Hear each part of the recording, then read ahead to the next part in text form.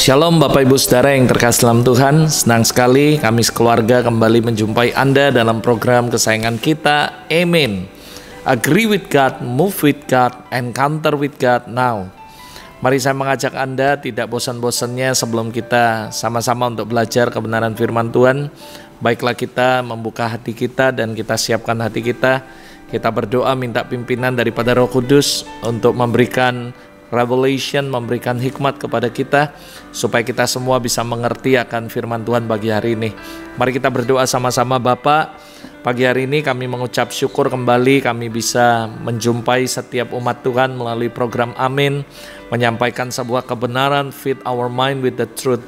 Tuhan, kami berdoa, kami meletakkan semuanya program ini semuanya ke dalam tangan-Mu. It's not just only the program, tapi Tuhan, kami percaya ini adalah sebuah firman yang akan menguatkan setiap kami semua yang mendengar.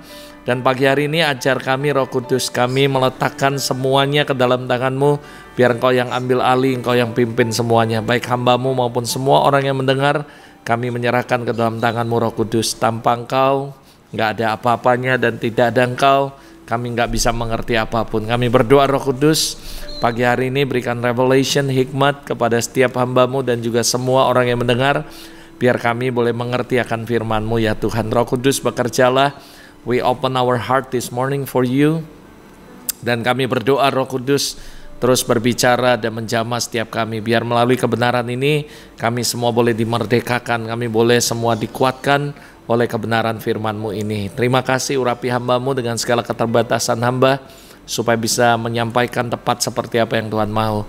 Roh Kudus, mari ambil alih semuanya, bekerjalah dari tempat ini kepada setiap orang yang mendengarkan. Para malaikat Orang Kudus, lakukan bagian kalian, layani setiap umat Tuhan dimanapun mereka berada, supaya mereka boleh mengalami Kristus secara nyata. Kami memberikan segala kemuliaan hanya bagi Tuhan. Di dalam nama Yesus kami berdoa, dan kami siap untuk belajar firman Tuhan pagi hari ini. Amin, amin. Pagi hari ini Bapak Ibu Saudara, dalam program Amin, hari ini saya mau menyampaikan sebuah topik dengan judul yaitu lakukan apa yang Tuhan mau. Saudara, saya tahu tidak mudah untuk kita boleh melakukan apa yang Tuhan mau dalam kehidupan kita. Tapi saya mau mengajak Anda mulai dengan sebuah perenungan. Apakah Anda tahu dengan jelas?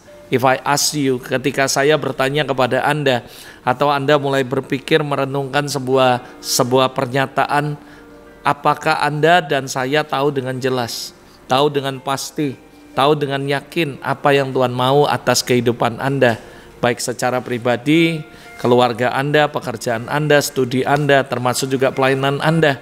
Kalau ditanya orang lain, apakah Anda bisa kira-kira memberikan jawaban secara tepat dan secara benar, secara komplit apa yang Tuhan mau dalam kehidupan Anda? Saya tahu ini bukan pertanyaan atau perenungan yang mudah. Ketika ada orang-orang bertanya kepada kita, apakah Anda tahu dengan jelas apa yang Tuhan mau dalam kehidupan Anda? It's not easy. Tapi saya mengajak Anda untuk kita pagi hari ini, yuk kita belajar sama-sama, supaya melalui kebenaran firman Tuhan pagi hari ini kita boleh mengerti apa yang Tuhan mau. Sehingga ketika ada orang-orang bertanya kepada Anda, apakah Anda tahu dengan jelas apa yang Tuhan mau dalam kehidupan Anda? Saya berdoa Anda dan saya bisa mulai mengerti apa yang Tuhan mau dalam kehidupan kita. Nah saudara, yang kedua saya mau mengajak Anda, selain kita merenung, ada sebuah fakta yang saya mau sampaikan. Ini adalah fakta mengenai tentang apa yang Tuhan mau. Dan saya berdoa supaya fakta ini menjadi sebuah perenungan juga dalam kehidupan kita, supaya kita ngerti apa yang mesti kita lakukan ke depan, saudara. Saudara, sebuah fakta yang kalau kita merenungkan apa sih yang Tuhan mau, faktanya sederhana. Apa yang kita mau, saudara, belum tentu itu sesuai dengan apa yang Tuhan mau. Ini adalah sebuah fakta yang mau nggak mau, suka nggak suka, Anda dan saya tidak bisa pungkiri, Anda dan saya tidak bisa hindari, bahwa kenyataannya bahwa seringkali apa yang kita mau belum tentu itu yang Tuhan mau, saudara. Lalu demikian juga sebaliknya, apa yang Tuhan mau belum tentu itu yang kita mau, saudara. Dan yang kedua, seringkali saudara, apa yang Tuhan mau itu bertentangan dengan apa yang kita mau, saudara. Kita bukan cuman belum tentu apa yang kita mau itu Tuhan mau, tapi seringkali bahkan kenyataannya apa yang Tuhan mau itu bertentangan dengan apa yang kita mau, saudara. Dan seringkali apa yang kita mau juga bertentangan dengan apa yang Tuhan mau, saudara. Itu sebabnya saya katakan bahwa tidaklah mudah untuk melakukan apa yang Tuhan mau dalam kehidupan kita. Ini adalah sebuah fakta, saudara. Kita bisa belajar dari story of Jonah, saudara. Beberapa waktu lalu saya pernah sampaikan khotbah ini, dan saya mau review again, saudara, tentang the story of Jonah. Anda tahu kitab Yunus diawali dengan Tuhan berbicara, berfirman kepada Yunus untuk pergi ke Niniwe. Namun Yunus dengan bulat hati menolak, bahkan menghindar, kabur jauh dari Tuhan, saudara. Dia mengerti kehendak Tuhan, dia ngerti sebenarnya apa yang Tuhan mau dalam kehidupannya. Tapi apa yang Tuhan mau dalam kehidupan Yunus bertentangan dengan apa yang dia mau. Nah, ini yang saya sampaikan tadi, sebuah fakta bahwa seringkali apa yang kita mau itu bertentangan dengan apa yang Tuhan mau. Dan seringkali apa yang Tuhan mau itu kita nggak mau, saudara. Dan itu terjadi dalam story of Jonah.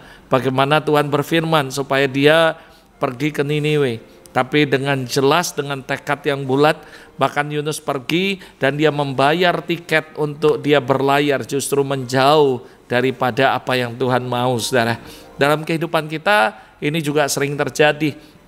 Ketika Tuhan berbicara dalam hidup kita, memberitahukan apa yang dia mau dalam kehidupan kita, seringkali bahkan kita bukan melakukan apa yang Tuhan mau dalam hidup kita, justru kita melakukan yang sebaliknya, dan kita menghindar dan kita menjauh dari apa yang Tuhan mau dalam kehidupan kita. Saya berdoa supaya melalui the story of Jonah mengajarkan Anda dan saya, merefleksikan kehidupan Anda dan saya, bahwa memang sih kenyataannya tidak mudah untuk melakukan apa yang Tuhan mau.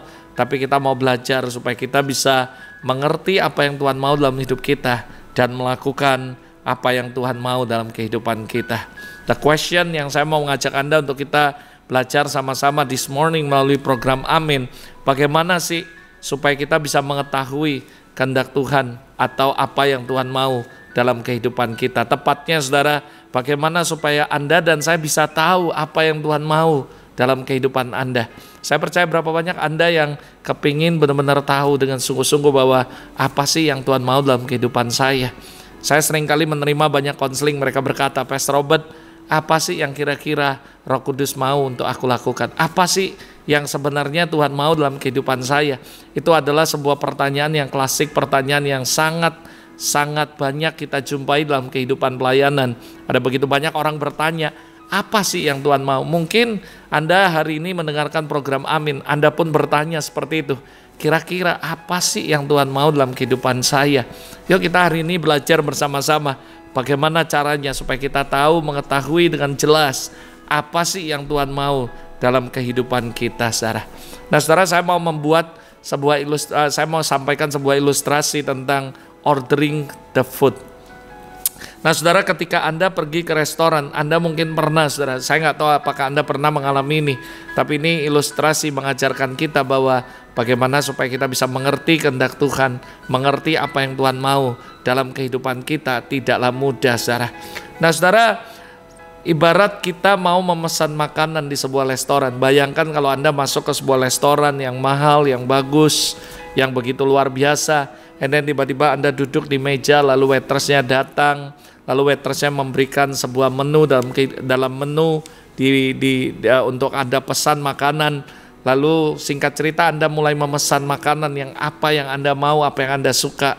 Lalu setelah memesan, tunggu sekian lama, kurang lebih sekian lama Anda tunggu, lalu akhirnya yang Anda tunggu apa yang Anda mau. Lalu Anda mulai membayangkan bahwa sebentar lagi apa yang kamu mau, apa yang kamu pesan, kamu akan menikmatinya. And then tiba-tiba apa yang terjadi ketika waitersnya datang, dia memberikan makanan, tapi makanan yang ada justru tidak sesuai dengan apa yang Anda mau. Anda bisa bayangkan apa yang ada di benak Anda ketika ini terjadi. Ketika Anda memesan makanan apa yang Anda suka, apa yang Anda mau, and then tiba-tiba waitersnya datang memberikan justru yang bukan Anda mau. Lalu bukan mengakui kesalahan, bukannya mereka minta maaf, tapi justru waitersnya malah ngomong, Pak, ini yang lebih enak dari Bapak pesan, ini yang lebih the best, ini yang lebih berkualitas, ini yang lebih bagus, dan sebagainya. Menurut Anda, ketika Anda menemukan kejadian seperti ini, apakah waiters ini benar atau tidak di mata Anda? Nah, tetapi seringkali kalau mau jujur, saudara, itu yang kita lakukan kepada Tuhan. Seringkali Tuhan mau untuk kita melakukan ini, itu, dan sebagainya. Tapi dengan begitu yakin, dengan begitu pede, kita justru melakukan bukan apa yang Tuhan mau, tapi kita melakukan apa yang kita mau. Dan setelah kita mengetahui, kita nggak melakukan kita tidak meminta maaf atau memperbaiki kesalahan yang kita buat, tapi justru kita dengan segala macam argumentasi kita menjelaskan tentang apa yang menjadi opini kita. Bukankah ini yang sering terjadi dalam kehidupan Anda semua?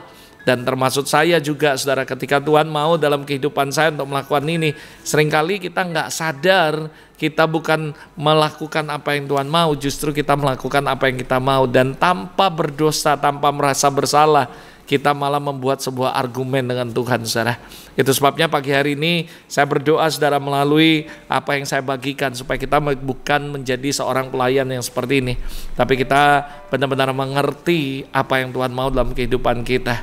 Nah, yuk kita belajar sama-sama gimana jadi caranya supaya kita tahu apa yang Master kita mau, apa yang Tuhan kita mau, apa yang Tuhan Yesus mau, supaya kita tidak melakukan sebuah kesalahan, tapi kita justru menyenangkan hati Sang Maestro kita, yaitu Jesus Christ.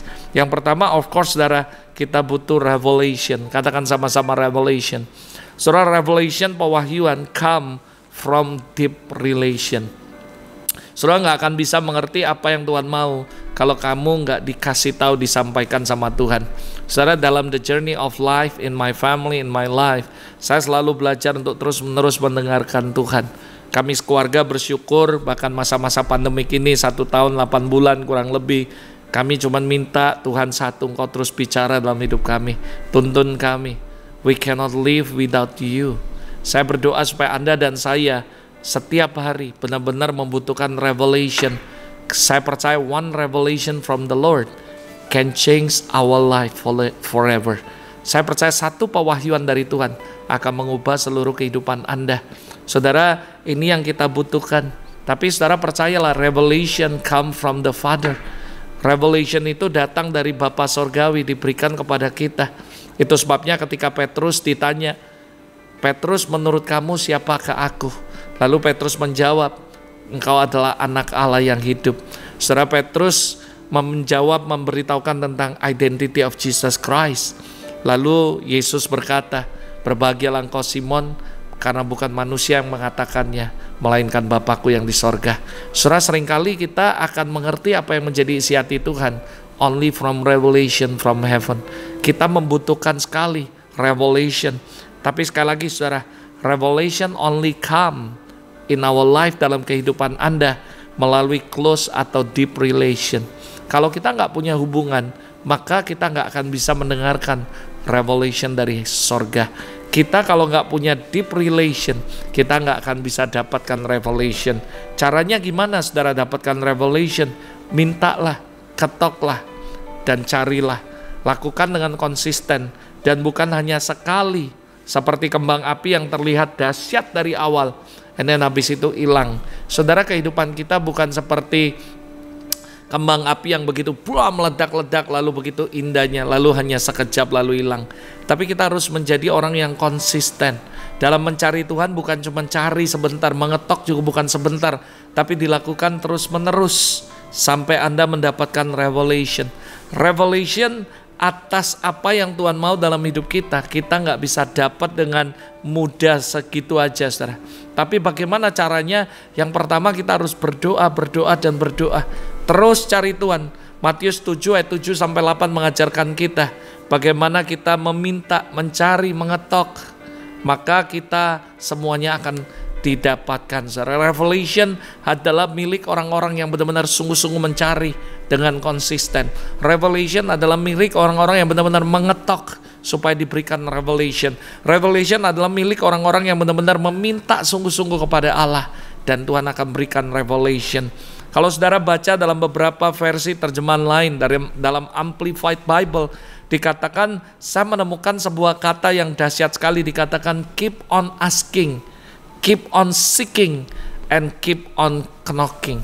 Saudara, keep on artinya terus-menerus. Artinya kita harus terus-menerus meminta, terus-menerus bertanya, meminta sama Tuhan, terus-menerus mencari, dan terus-menerus mengetok, saudara.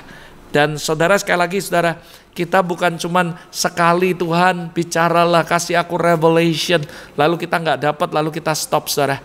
Itu bukan mencari, itu bukan mengetok, itu bukan meminta, saudara. Tapi kita harus dikatakan keep on, artinya terus-menerus. Saya percaya Tuhan akan memberikan revelation kepada setiap kita, bagi kita yang keep on asking, keep on seeking, and keep on knocking. Ini adalah sebuah revelation yang harus Anda tangkap this morning, bahwa ketika Anda membutuhkan revelation, Anda harus terus-menerus meminta, terus-menerus mencari, dan terus-menerus mengetok. Dan saya percaya Tuhan akan memberitahukan apa yang Dia mau, sehingga Anda dengan yakin sekali Anda ngerti apa yang Tuhan mau dalam kehidupan Anda. Dalam kehidupan kami keluarga, saya bersyukur bahwa kita setiap hari terus berdoa, tanya Roh Kudus, dan tiap hari Dia bicara, Dia mengarahkan, dan setiap kali Dia mengarahkan, setiap kali Dia berbicara dalam kehidupan kami selalu lakukan. Sehingga kami cuma berkata, Tuhan, kalau bukan Tuhan yang ngomong, kami juga nggak tahu apa yang Tuhan mau. Itu sebabnya kita need revelation, saudara. Sekali lagi Matius 7:8, mintalah maka akan kuberikan kepadamu. Ketika kita minta revelation, Roh Kudus akan memberikan revelation. Carilah, cari revelation, maka kamu akan mendapat revelation. Ketoklah, maka pintu revelation akan dibukakan dalam kehidupan kita. Yang percaya katakan amin, saudara. This is the first yang Anda harus lakukan. Gimana caranya? Supaya kita mengerti apa yang Tuhan mau dalam kehidupan kita.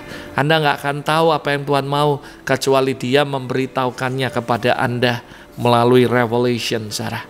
Yang kedua, gimana caranya supaya kita bisa mengerti apa yang Tuhan mau? Yang kedua adalah melalui the word of God, melalui firman Tuhan. Sekali lagi saya katakan, firman Tuhan adalah petunjuk bagi kehidupan kita. Bukan cuma sekedar dibaca dan direnungkan, tapi Anda harus menyelidiki, meneliti dengan seksama. Meneliti itu bukan sekedar baca seperti kita baca majalah atau koran, tapi kita harus meneliti, membutuhkan sebuah effort dan niat, saudara. Niat itu penting sekali. Saya ilustrasikan firman Tuhan itu seperti peta perjalanan bagi kehidupan Anda dan saya untuk mencari dan mengetahui apa yang Tuhan mau dalam kehidupan Anda. Ada begitu banyak orang berkata, aku reading Bible 20 pasal, 30 pasal, 40 pasal is good, saudara, kalau kita baca. But ayo kita masuk lebih dalam, bukan sekedar baca, tapi kita mulai meneliti dengan sungguh-sungguh, dengan seksama, membaca berulang-ulang, memeditasikan firman. Karena saya tahu bahwa firman itu adalah petunjuk untuk kita mengerti apa yang Tuhan mau dalam kehidupan kita. Saudara, Tuhan berbicara melalui audible, tapi juga melalui lisan, melalui firman Allah. Karena kita percaya bahwa Alkitab adalah firman yang diilhamkan dari Roh Kudus. Firman ini bukan sekedar bacaan yang kita baca, tapi firman ini adalah pewahyuan yang dituliskan oleh penulis-penulis, rasul-rasul yang diilhamkan dari Roh Kudus, dan ini bisa mengubah kita, berguna untuk menegur kita, menasihati kita, mengajar kita, mendidik kita. Dan itu sebabnya saya katakan the word of God harus menjadi bagian yang terpenting dalam hidup kita. Kalau kita mau mengetahui apa sih yang Tuhan mau dalam kehidupan kita, nggak cuman sekedar baca firman, Anda harus mulai masuk lebih dalam, meneliti firman dengan seksama.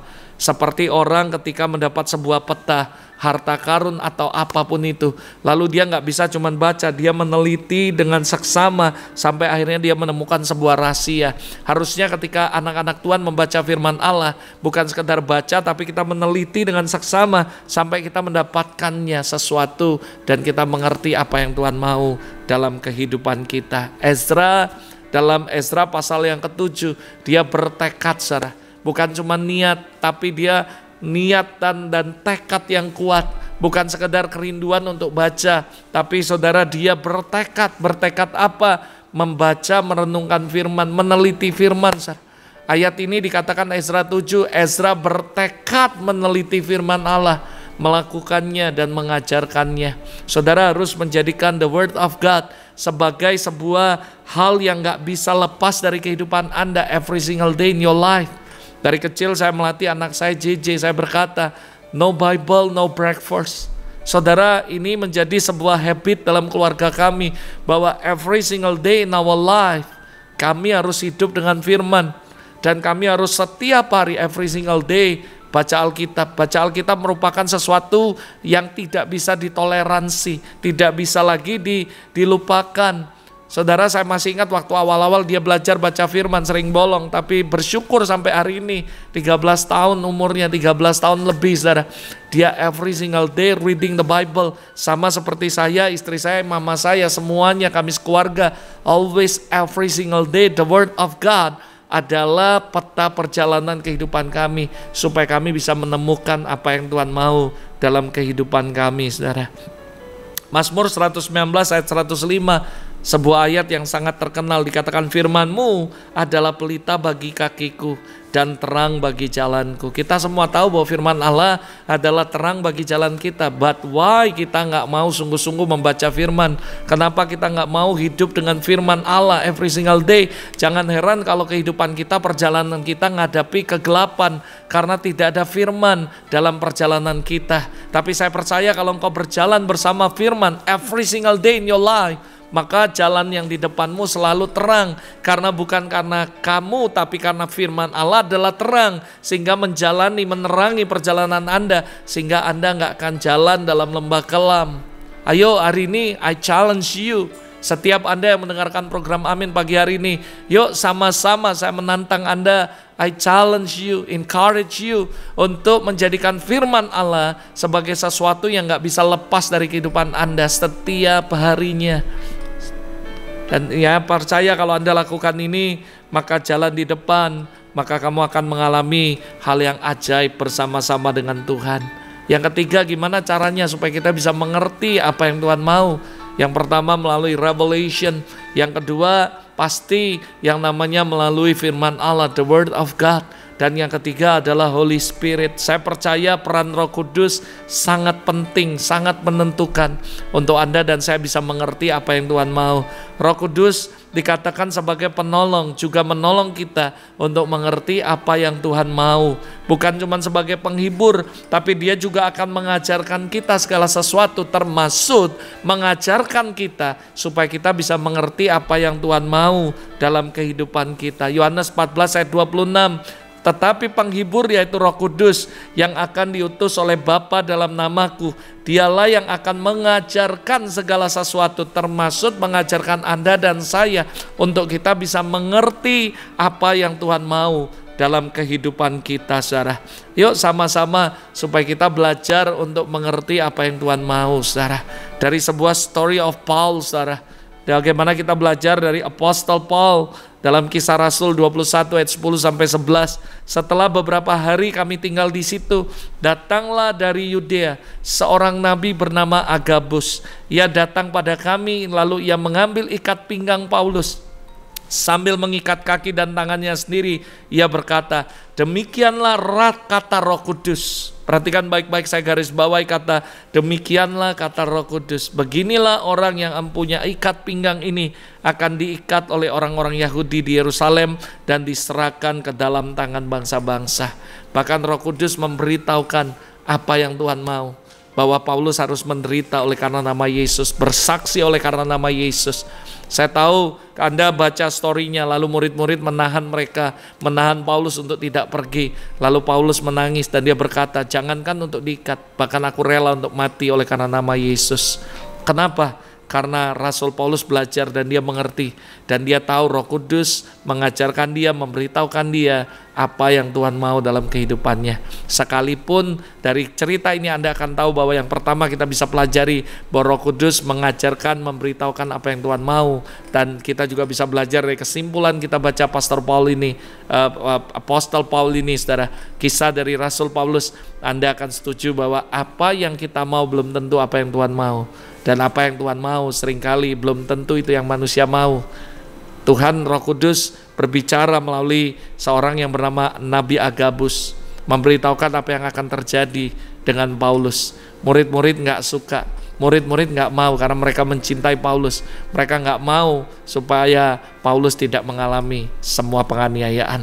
Tapi puji Tuhan, kita belajar dari story of Paul, bagaimana Rasul Paulus berkata, kenapa kamu membuat aku sedih? Jangankan diikat, mati pun aku rela demi nama Tuhan. Saudara, Paulus tahu dengan jelas bahwa apa yang Tuhan mau belum tentu itu sesuai dengan keinginan daging kita, apa yang kita mau, tapi dia tetap menuruti apa yang Tuhan mau, dan itu sesuatu yang luar biasa. Yang keempat, saudara, bagaimana caranya supaya kita bisa mengetahui apa yang Tuhan mau dalam kehidupan kita. Yang keempat adalah learning by doing, saudara. Ada sebuah kalimat yang luar biasa yang saya tangkap daripada Roh Kudus. Untuk kamu bisa mengerti apa yang aku mau, learning by doing. Memang saudara, tidak ada jaminan bahwa hanya sekali coba, hanya sekali melakukan, kita langsung benar berhasil dan kita langsung tahu apa yang Tuhan mau. Seringkali dalam kehidupan saya, jatuh bangun itu hal yang biasa, saudara. Tetapi Tuhan selalu melihat hati kita. Itu sebabnya I challenge, I encourage you, setiap Anda. Mungkin Anda berkata, Pastor, aku udah bosen hidup. Kenapa? Aku selalu melakukan apa yang justru Tuhan gak mau. Saudara, don't give up. Karena saya percaya bahwa semua untuk kita belajar mengetahui apa yang Tuhan mau, melakukan apa yang Tuhan mau, is not easy. Somehow take a long time. Kadang-kadang begitu berat perjuangan kita untuk melakukan apa yang Tuhan mau dalam kehidupan kita.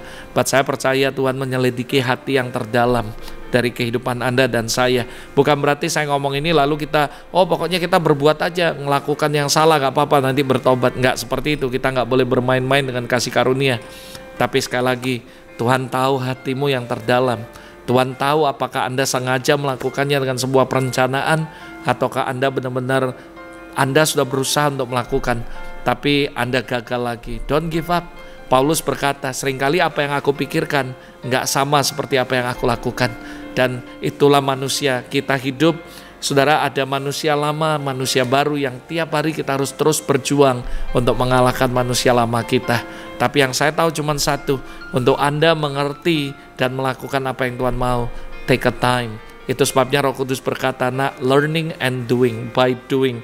Saudara, semakin hari kita berjalan sama Tuhan, kita akan semakin kenal pribadinya, semakin kenal, semakin mengenal Dia dalam semua hal, saudara. Lalu kita akan terus belajar dan lakukan. Kalau kita gagal, gimana Pastor Robert? Lakukan lagi. Gagal gimana? Bertobat, lakukan lagi. Gagal gimana Pastor Robert? Lakukan lagi. Gagal gimana Pastor Robert? Bertobat dan lakukan terus, saudara. Saya percaya Roh Kuduslah yang akan menolong kita. Saudara, dengan kekuatan kita nggak akan mampu melakukan apa yang Tuhan mau. Itu sebabnya saya katakan we need revelation. We need revelation. We need the word of God yang menjadi peta, menjadi arahan dalam kehidupan kita, yang akan mengarahkan kita. We need the Holy Spirit. Dan tiga hal ini menjadi sebuah kesatuan yang kuat sekali dalam hidup kita. Dan inilah yang akan membuat kita dimampukan untuk mengerti apa yang Tuhan mau. Dan akhirnya kita bisa melakukan apa yang Tuhan mau.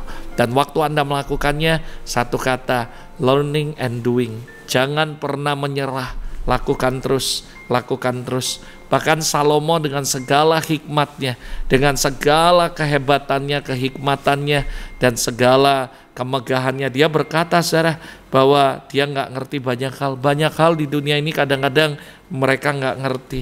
Dia berkata, apa gunanya, faedahnya, dan ujungnya semua sia-sia tanpa pengenalan akan Tuhan. Saya kasih tahu buat Anda, apapun yang kita kerjakan, kalau kita mengerjakan apa yang justru kita mau, bukan apa yang kita mau, itu adalah sebuah hal yang sia-sia. Ada sebuah statement dari seorang hamba Tuhan, sampai hari ini saya ingat, dia katakan, Pastor Robert, dalam dunia ini ada begitu banyak hal yang kita nggak ngerti. Saya berkata, betul sih. Saya juga semakin masuk ke dalaman, semakin mengenal Tuhan, saya menemukan satu hal, bahwa sebenarnya dalam hidup kita banyak hal yang kita nggak ngerti.